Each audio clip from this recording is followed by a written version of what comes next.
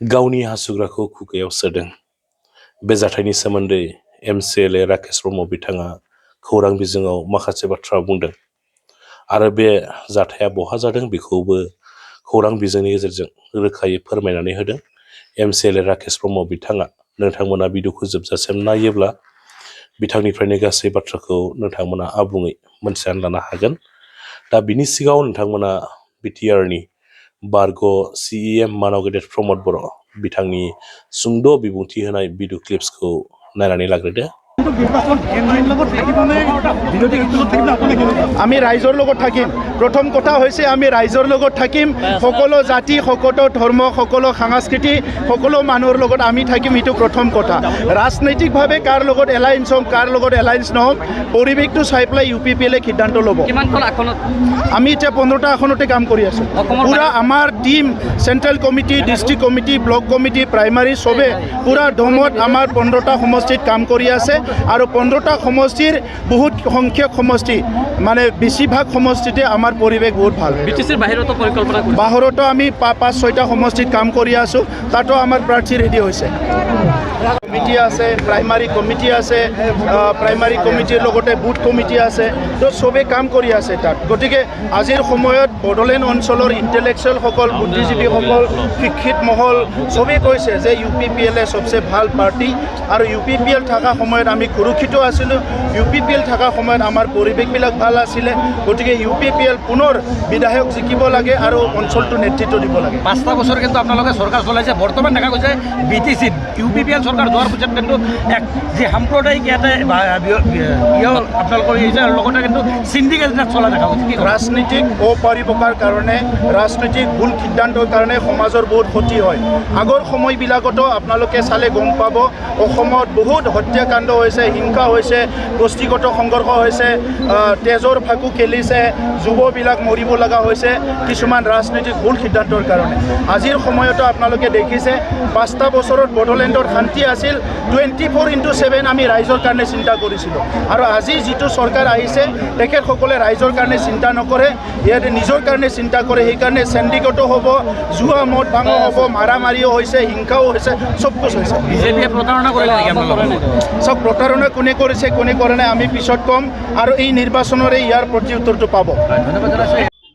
दाखिलिनि जि जाथाय श्रीरामपुर सिभिल टापुआव जे सासे मुसलमान सेंग्राखौ धोरोम सोंनानै सोरखौबा माने अमा बेदर जाहोनाय आरो गावनि हासुग्राखौ खुगायाव सोनाय बिदि खोथाखौ खोनासंनाया माने जोंनि बिटिआरआव थानाय रायजो राजानि ओरैबायदि मोनसे बिखाखौ माने मेजेवखांहोयो आरो माने गाबखांहोयो जे माने मा थासारि आसलथे जामारनो थांदों।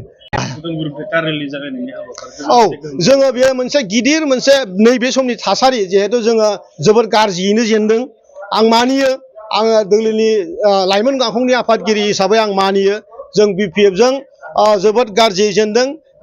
BPF दोलोनि जि प्रपागेन्डा, जि नंखाय फोसावनाय, जि माने बाथ्रा बुंनानै जोंनि बिटिआर ओनसोलनि सिदा सादा रायजो राजाखौ बिथांमोनहा गावसिनि आखायाव लांनो हादों आरो भट होहोनो हादों।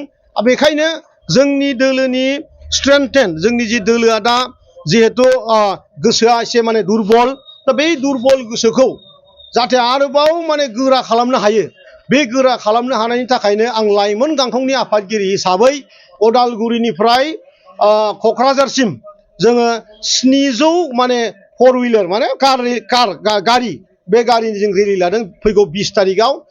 बेजोंहाय आं आसा खालामदों जोंनि दैदेनगिरिजोंनो लोगोसे जोंनि जि जोंखौ मोजां मोनग्रा जे रायजो राजाफोर दङ बिथांमोना गासिबो आरो फिन खेबसेबाव BPFजों नैबे फैगौ बिधान सभायाव जुजिलायनो, भटनि बादायलायनो आरोबाव गोसोआ गोरा जाबावगोन होननानै आसाबादि। एसे आगोलावसो बुंबायना जे जोंनि जि दोलोनि दैदेनगिरिफोर दङ बिनि जि गोसो बे एसे जग्लायनानै दङ, बेखौहाय गोरा खालामनांगौ। आरोबाव खनसे फैगौ 2015 सननि बिधान सभा बेवहाय जाहाथे BPF दोलोजों जोंनि जि भटार्स रायजोफोर दङ आरोबाव जाहाथे भटनि जुजिलायनो हायो, बिनि थाखायनो बे रेलिखौ लानाय जादों। गोजोन्थों। दाखिलिनि जि जाथाय श्रीरामपुर सिभिल टापुआव जे सासे मुसलमान सेंग्राखौ सिभिल टापु गेटआव थाग्रा जिसुरा सिन्डिकेट सलायो आरो बे सिन्डिकेटखौ जों खोनादों आं टिभि मिडियायावबो नुदों प्रतिदिन टाइमाव नुदों आसाम टाइम्स टक्सआव नुदों DY 365आव नुदों जे BPFनि सरकार फैनाय लोगो लोगो जेरावबो माने गेटआव खयलानि अन्थाइनि ओमफ्राय साबोननि दालिनि जिखुनु माने बाहेरा देशनिफ्राय फैनाय जिखिनि सामग्रिफोर दङ बुस्थुफोर दङ बेवहाय माने सिन्डिकेट माने पार्सेन्ट फैसा लागायो गंसे गारियाव 20,000 25,000 आरो बिनि थाखायनो जोंना दा दालिनि दाम संख्रिनि दामा बेवहाय जोंनिफ्रायनो माने बेफारिफ्रा लाफिनो लाजिथाव बाथ्राया बेसो जे धोरोम सोंनानै सोरखौबा माने अमा बेदर जाहोनाय आरो गावनि हासुग्राखौ खुगायाव सोनाय बिदि खोथाखौ खोनासंनाया